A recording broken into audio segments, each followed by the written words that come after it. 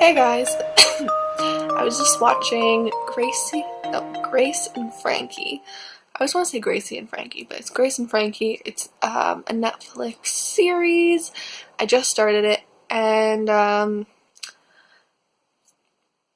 one of the reasons why I justify watching TV shows and series and whatnot on Netflix is that sometimes it can awaken some ideas, some feelings that are good to remind yourself of, and yeah, so I just I mean there's some romance in it. Romantic comedies are like my favorite thing, because they always just, like, make me feel good and make me appreciate what I have. And today I kind of want to talk about the value in YOLO, or that philosophy. I feel like people are always telling you, at least I'm always telling myself, not to get too, like, wrapped up in a romance. Don't put all your eggs in one basket.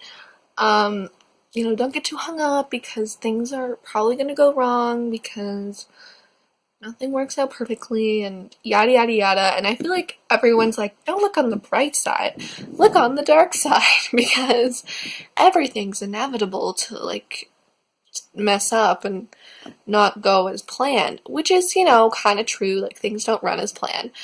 But if we never, if we never put all of our heart into something and we don't actually believe in it, then it's probably not going to work out because we're not allowing it to, and we're not kind of wanting it to, because part of ourselves is like, oh, this might not work out, it's okay, I'm going to stay detached so it's not going to hurt as much when it actually does fall through. But how is that, like, what is that type of way of living? It's not really living completely. I feel like it's half living. You're only allowing yourself to feel feelings halfway, as long as you're not too evolved and wrapped in it, so that you won't, feel pain when things fall through. I don't know, I think fully living means fully feeling your feelings. And if that is total obsession and deep love for somebody, then, like, obsession, maybe not a good term to put there, but, like, if you're totally in love with somebody, then, like, why does that have to be a bad thing? Like, yes, I think myself especially, we all know that there's huge possibilities of things not working out the way we want to in life. And, like, it's okay to know that, but I think it's also okay to let ourselves feel our feelings the way they just naturally happen. Like, there shouldn't be anything wrong with that, I don't think, because as soon as we start trying to hold ourselves back or try and feel something less than we want to, it just gets complicated and frustrating to ourselves, and I think frustrating to our partners, because, or even, like, it doesn't even have to be relationship wise, but I think people can tell when you're not fully in something, but even just personally, like, you're not going to enjoy life as much as you probably would if you were totally into it and letting yourself live your fullest life.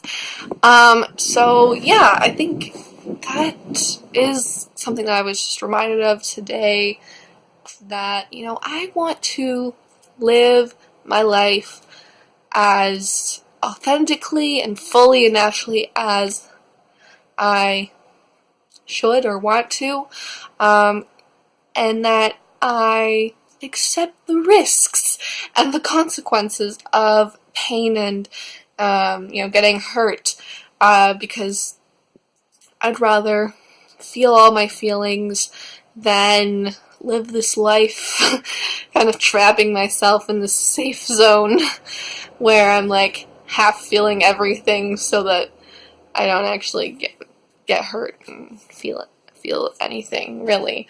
So, I don't know. Life as I've said before, is full of ups and downs. In order to feel the happiness, we gotta feel the sadness.